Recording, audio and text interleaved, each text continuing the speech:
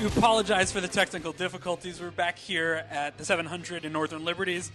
I believe as we left you last, we were discussing Fernando Aristeguieta racing with Roger Espinoza, ultimately loses the race. The ball comes off of his heel. Sebastian Letou with the perfect chance to finish the game, can't put it away. Maureen with the save off the post, right to Michael Lahoud, who has never seen a more open goal in his life, and somehow wildly fluffs it over the top. And even before then, there was a shirt pull from Espinoza on Aristeguieta. He goes down, and the ref would have called that, I think, but he played advantage, and he let Letou take the shot. It's a fair advantage. Then it goes, and there was a fair advantage, yeah. And so, but that was just another piece to how crazy that whole scenario was. So, again, there's so many things to look at in this game. You talk about Rice and Boley, and we will. You can talk about the set-piece marking, but that would have been the game right there. That would have been 3 points. They'd be on 5 points right now, and they'd be out of the gutter.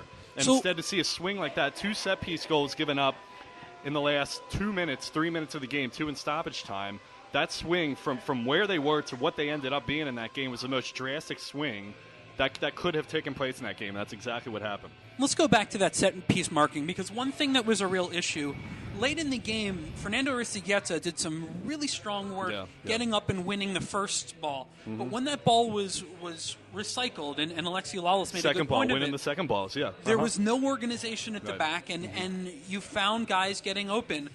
It was Jalilani Baba for the equalizer, finding a spot, getting up highest, and the Union are not good at that, making that jump in traffic. He gets up alone, and while Nemeth took a little poke at it, he never got the contact, and Mboli was timid off his line, and it goes under his hands for the equalizer. Real Salt Lake, they gave up a goal that way. Chicago, they gave up a goal in the same way. 2 goals given up I guess 3. I guess you count all 3 in this game. All 3 of the goals that KC scored were offset pieces. And the third one, Lee, he's fronting Namath on the far post, and then all he really does is he just comes inside of him at the last minute, and he just gets something on it. But both of those plays, I'm talking about both Beasler's flicked header on the third goal and Nemeth's toe poke to get it home, are down to slack marking. Those are Union players not getting to the spot they need to be. They're nice plays from the Sporting Kansas City players, but they're effort plays. They're not skill plays. And the most disappointing thing to me about that was that KC scores 3 set-piece goals, which tells me in one sense that the Union's game plan worked, and that KC wasn't creating anything through the run of play through the middle. You saw how deep Benny Failhaber was dropping to receive the ball, so they had to resort to set pieces, route one, long throws, anything they could do to score. And for 92, 93 minutes, it worked, and 3 points are right there. So for them to fall apart the way they did is just you get to a point, Eli, where you're watching this team, and I started joking about it on Twitter. I'm like, there's definitely a game-changing call coming up. There's going to be another goal or another 2 goals or something, because that the game doesn't even really start until the 75th minute, 80th minute, whatever, when you're watching this team. It's the same thing every week. Okay, so let's first look at the negatives, because they're obviously negatives, and we'll try and wrap it up on some positives because we have no other choice at this point. Yeah. So, Rice and Boley, we're using the hashtag AskPSP and appreciate all the questions coming in. Is there a way to roll him back out there? Blake is almost healthy again. He's training with the team. Is it time to sit Mboli down on the bench? I don't understand how his situation could get any better, because beyond him not having an impact on this team and not making, the saves to steal points or to win games or whatever, it's quite clear to me, it's quite obvious that his teammates have no respect for him. Have absolutely no respect for him. The body language is terrible. It's among the worst I've seen for any Union player ever to play for this team. We talked about it in the first half, where you saw Ray Gaddis having a go at him and them jawing back and forth. You saw him what looked almost like taunting Ethan White in the last match. He's had his go back and forth. Listen, what is the best case scenario with Rice and Boley? You roll him out next week. Maybe he starts playing a little better. I don't know. Do his teammates have any more respect for him? Does the organization get better? Is he going to start talking to the media? Is he going to try to integrate himself with his team at all? I don't know. I don't see that being the case at all. I only see his relationship with his teammates and his performance either staying where it is or getting worse. So, to me, I'm looking at this situation saying, you got to sell as soon as the transfer window opens. Because still, even if you keep Rice and Boley around, you've got Andre Blake, who's going to be healthy, who's sitting on the bench anyway. You're still going to have another problem, even if Rice and Bully starts playing well, or at least plays well enough to keep his starting job. I just don't know. I don't know where you go with this player, with this signing. And right now, I'll come out and say it. It's obvious to me that as it stands right now, that it's the worst signing in Philadelphia Union history. It's hard to based on the amount of money, the headaches that it's caused both on the field and off the field. You have to say it's the worst signing they've ever made. It's hard to argue with that because you look at them going out and where they haven't been interested in going out and buying players outright. They went out and paid a transfer fee to bring him in here. They established him as the starting goalkeeper before he had set foot on the pitch. Right. And it has just been a comedy of errors. It's been a comedy of errors from the PR side of things. It's been a comedy of errors on the field. And it is clear from the body language of the team that he is not a player that they respect and they want to play in front of. Because even though they were demonstrably better tonight with the introduction of Maurice Edu into the back line, there was still a lot of communication issues. And when that ball went into the box, did you ever think that Mboli was going to come out and take it cleanly? No, and on the equalizer, I mean, I didn't even see him, again, he's sort of anticipating that somebody's going to get a touch on it before it reaches him, but I'm not even sure he made a play on that ball after it goes through into the box. And that was sort of what we saw, on the goal in Chicago. Yes, the marking was bad, and I think that was the primary reason for that goal, the primary blame for that goal in Chicago. But you still have to make a play on it. You still have to move. You have to get your feet moving. You still have to put yourself in the path of where you think it's going. Make yourself big, and that's stuff that's I don't want to make it a Zach McMath thing. I don't want to make it a comparison of any kind of thing, but I don't see Rice and Bully as the guy who's going to go out there for his teammates and put his body on the line and do this and that, because he doesn't feel like he's part of the team. He feels like I look at him as a peripheral part of what they have right now. So let's do our best and push this away and look at where we go from here, because they have to continue, and they get to face New York City FC for the first time next week at PPL Park, and they have some decisions to make. The hope is that Nogueira will be healthy and he'll be back in the team. The hope is that Maidana will be healthy and back in the team. And Shane and Williams as well. The hope is that Shane and Williams will be back. It's good to see CJ Sapong out there as well. And so the question is Michael Lahoud a guy who can do the job at number 6, and so that Maurice Edu can stay at center back? Because when you look at Lahoud's game, when he played simply, he did the job. Yeah, he stayed very close. And you know what the shame of that is, Eli? It's that he and Brian Carroll were pretty good for long stretches of this game, just playing simple, just trying to clog it up, just trying to get in the way. And because of the way it finished, we're looking at it in a completely different way. But it's valid. I mean, because, look, I think coming into the season, we were talking about Maurice Edu. Is he going to play in the back line? Is he going to play in the midfield? I think all of that was predicated on what they were able to sign, who they were able to sign. They signed Steven Vittoria, and Maurice Edu ended up in the midfield. You said from the very beginning that you felt that Maurice Edu is the best center back on this team, and that's quite obviously the case. But the problem then being, you have Ethan White on the bench. You're saying, is it worth it for Ethan White to be on the field at center back or Michael Lahoud to be on the field at the number 6? And I don't really know what the answer is to that. I do. The answer is for Michael Lahoud to be at the 6. Because when Michael Lahoud plays the game he played in the first half and the beginning of the second half, where no passes are longer than 10 yards, he's clogging up play and staying very tight to the back four, Michael Lahoud can do the job a lot better than Ethan White. And that's what the team's going to need, especially with Vincent Nogueira's on the field, too, because that will complement his skill set, and you'll see that make a lot more sense when those two are playing together. And Maurice Edu made everybody better in that back line. He made Steven Vittoria a lot better because rather than Vittoria feeling like he had to cover for Ethan White, he knew that Edu was covering for him. Right. Similarly, this was far and away Ray Gaddis' best match of the season, because he was back to having confidence that the guy behind him was going to support him. And Maurice would probably want to keep playing midfield, but honestly, you know it, I know it, I think everybody knows that he's a lot better at center back than he is at midfield at this point in his career. And if he ever wanted to get back into the national team picture, it's going to be at center back. It's not going to be at midfield. I just see him, at least in the makeup of this team, that's just where he's better positioned. So as everyone gets healthy, but I believe that the best way forward is to get back to that 4-2-3-1. And my question to you, and I'll intro with a little of my thoughts on this. You now have 3 wingers. You have Sebastian Letou, you have Andrew Wenger, and you have Eric Ayuk. Ayuk showed some signs definitely showed some signs, did some work, put De Jong under enough pressure that he conceded a yellow card and was taken off at halftime, but also showed his youth.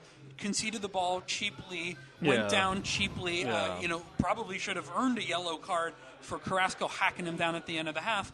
But you look at what Latou is giving you, which is next to nothing, and you look at Wenger, who gets worse by the game. Andrew Wenger was anonymous this game. I know, and he had a really good goal-scoring opportunity when Brian Carroll played him in with that one-touch pass in the left channel. Eric Ayek, again, you see flashes there, but the kid's 18 years old, and he's playing his first year in MLS, so how much can you really expect from him? But this team is dead stale. I know, and that's sort of what I'm saying. Sebastian Latou, obviously, he looked more comfortable playing up top where he could run and try to get onto the ball, but again, not much to show for it. Had a chance to finish off the game and couldn't do it. So, again, I don't know. If you try that again, you're looking at, Mike Lahoud and Vincent Nogueira as sort of like a flat 2, or what are you going to try, a diamond or something? I don't know. Again, Wenger and Latou, you can say what you want about the central midfield, but those two guys have been really disappointing so far, and I'm sure they would tell you the same thing. But I think the case that is made for the 4-3-3 or the 4-2-3-1, or whatever you want to call it, is the fact that Fernando Aristeguieta you could easily make the case that he's the best player on this team right now. He's definitely working the hardest, that's for sure. Yeah. He's working hard. He can take the ball out of the air like no Union forward has ever been able to. And let me say something about all these people who are talking about his speed, his foot speed. We knew that. We knew that was the case. Nobody came in here and said that Fernando Aristeguieta was a speed burner. That was on the scouting report. When they were looking at this guy, he scores goals like the goal that he scored tonight, in the box with his head, where he can be powerful. He's not, unfortunately, he found himself in those couple of breakaway, one-on-one sort of situations, but we knew based on what we knew from him, that was never going to be his strength, So right, it's unfortunate that it played out that way, but nobody should be surprised that. This is a guy who will thrive on surface. He's already shown that if you put the ball in the box and you give him chances to either run onto it or take it out of the air, he can absolutely do it. He got a few fouls towards the end of the game. He still isn't getting respect from MLS referees for some real fouls. He's not going down softly, but he is very talented around the box, and only because the Union were holding on to a goal did the team get so sucked back where he was having to run long distances. Yeah. Well, and again, I think you talk about the 4-3-3 or the 4-2-3-1, whatever you want to call it. I think Vincent Nogueira is a great player, but you have to do a lot to maximize, to get the most out of him. He's a number 8. He's not. You take him out of that role and play him in anything else, and he's much, much less effective than he is. You try playing him in a 4-4-2, he's got to cover a ton of ground. And even then, you're still asking him to create more in an advanced role if you have a number 6 or a holder playing behind him. So, again, for as much as we like to talk about Vincent Nogueira, as good as he is, he's limiting in the sense of his strength kind of mandates that you have to play a certain way to get the most out of his skill set. Right, and a lot of teams that are successful in the 4-4-2 have 4 central midfield type players with 2 or 3 of them who can create. And what the Union are doing is spreading it so wide where any winger is going to have to beat at least 2 men to get a cross in, and they're not taking part in the possession part of the game, and they're not going to create the pass. They're not going to create the play unless it's a cross having gotten to the end line, which just doesn't happen that often. And the shame of it tonight, too, is they came out, they played their asses off, they played hard, the energy was good. I thought Brian Carroll played a good game. I thought Michael Lahoud was good for long stretches of time. Sebastian Latou looked more comfortable up there. He wasn't as effective. But, for them to go out there and do all of that, you should read the stuff I don't have to tell you about the stuff that's going on Twitter right now. I got, people, media members who are barely sort of clinging on to watching the Union saying that they're done for the season, and arguments with, people saying, am I renewing my season tickets or whatever. We're 5 games in. And these are the kinds of conversations that we have, and they're not unwarranted. That's the trouble. They're not unwarranted. So let's talk about Jim Curtin for a second. Jim, and I firmly believe that Jim has been put in an almost unwinnable position because he doesn't have the backing and the support that he needs to do the job that he's being asked to do. But the job was done for the most part. They were winning after the first half. They were doing the business in the second half. But the subbing is, again, a problem. You finish that game where you have guys that are out on their feet. They are dead tired. Andrew Wenger is not a 90-minute player. Sebastian, you still have a sub in your pocket to end that game. Well, and he might not even make a second sub if Fabinho doesn't go down. Right, and I'm looking at Richie Marquez and Jen Katic are sent to Harrisburg this weekend. How tall is Katic? 6'2", 6'3". How tall is Marquez? 6'2", 6'3". If you know that this is just going to be a set piece game, for the last 10 minutes or 15 minutes, it can't even hurt throwing one of those guys on there. I don't know. Jim, again, it's like, I think you're right that the cards are kind of stacked against him, but I think with what little he's had to work with, he hasn't done much with it. He hasn't been able to maximize what little he has on his side. Hanging on to those subs too long. He could get up off the bench and be more demonstrative. Get in the fourth referee's face. I don't know, do something to kind of impact it, or you can give some kind of energy from the sidelines. I think his hands are tied. But I can't point to any specific instance in any game that says, yeah, he directly impacted the game in progress. So we go. If that's a fair way to say it. I don't. The Union returned to PPL Park with a very important in-conference game against the expansion New York City FC, and this, I think, is a very important game for Jim Curtin because he should have some of his pieces back. He should hopefully have the likes of Maidana, the likes of Williams. He will have Pfeffer. He should have Noguera. Sapong looks like he'll be there. Yeah. And so now he can go out there with what should be his preferred starting 11, and he needs a result. I think clear. Coming out with a draw is not going to cut it now that you're sitting on 2 points after 5 games. Everybody who watched the KC game last year where they went out there and they won remembers how important Christian Maidana was to that game, scored the game-winning goal. And it's obvious to me how much better this team is with Christian Maidana out there. Vincent Noguera is 10 times better when Maidana's on the field. The offense is just clicking a lot better. Again, I'm not. It's hard to make blanket statements based on 5 games, but the encouraging things are not. I don't know. What do you point to? Aristogato's working hard. Okay, now you got Maurice Adu back on the back line, but it's very hard to find silver lining in a lot of these things that tell you that long term that they have a shot at the playoffs, so that they can turn around long term. Sure, they're going to win a bunch of games and they'll get better, but I don't see, looking at the big picture, I don't really see it. So we will leave you on that slightly less than rosy prediction of the Union's future. Thank you for tuning in to Philly Soccer Page. Keep those questions coming to #AskPSP. Thank you to Daniel Gajdamovic for doing a great job bringing this to you. Follow him at DanielStudio3 on Twitter. He posts a lot of great photographs, puts these videos online for us, and really does a wonderful job. So we thank him. We will be doing this as much as we possibly can to bring coverage either from the stadium or from the different venues where we can get a camera. So thank you for supporting us at Philly Soccer Page and for tuning in. Good luck with the rest of your evening.